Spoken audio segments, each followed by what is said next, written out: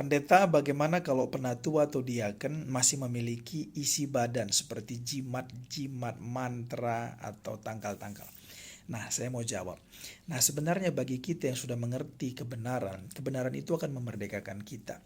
Nah, artinya kalau kita sudah tahu firman Tuhan, pada dasarnya kita nggak tertarik lagi dengan semua yang sifatnya jimat-jimat, mantra, atau tangkal-tangkal.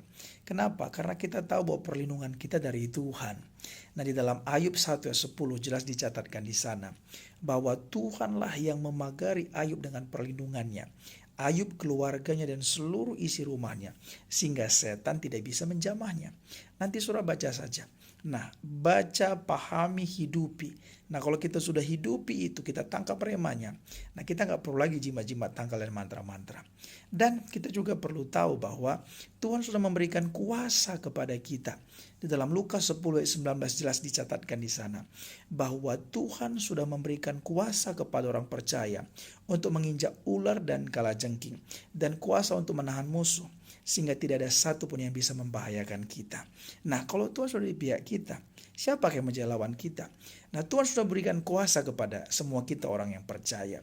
Kuasa di dalam nama Yesus. Di dalam Markus 16 ayat 17 jelas dicatatkan di sana bahwa tanda-tanda orang percaya, mereka akan mengusir setan demi nama Tuhan Yesus, dan setan itu pasti lari daripada mereka.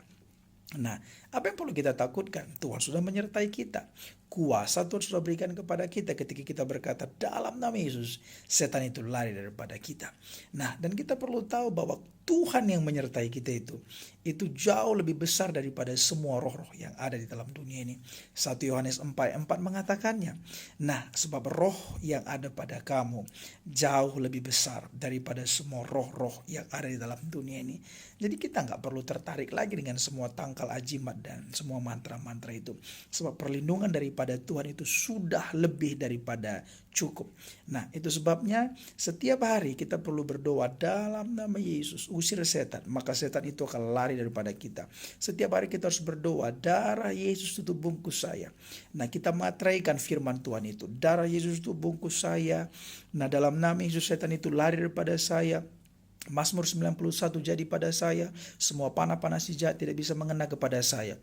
Saya milik Tuhan, saya dijaga Tuhan, saya dilindungi Tuhan siang dan malam. Saya, rumah saya, dan semua isi rumah saya dijagai Tuhan. Seperti Tuhan menjagai Ayub, Tuhan menjagai saya.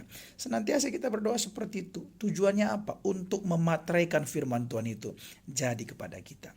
Nah, jadi saran saya, ya kalau mungkin ada penatua atau diaken ya masih memiliki ya tangkal atau jimat seperti itu, saran saya ya tolong dibimbing. Ya, mana tahu ya mereka sudah pelayanan tapi mereka belum mengerti. Ya, kita menghargai niat mereka untuk melayani. Dibimbing, ya, dilakukan pelepasan, pembebasan sampai mereka betul-betul bebas. Nah, dan saran saya juga untuk penatua dan diaken, sudahlah, lepaskan itu. Karena kita tidak bisa menghamba kepada dua Tuhan. Kepada terang, kepada gelap nggak bisa. Kepada Tuhan dan kepada Beelzebul nggak bisa. Nah, sepenuhnya saja serahkan hidup kita kepada Tuhan, ya. Karena kalau kita masih punya tangkal jimat, nggak tenang kita itu. Pelayanan kita nggak bakalan berkemenangan.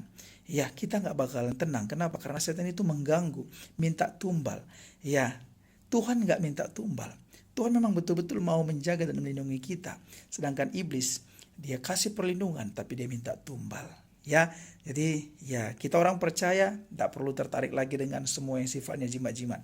Cukup perlindungan Tuhan, itu cukup bagi kita.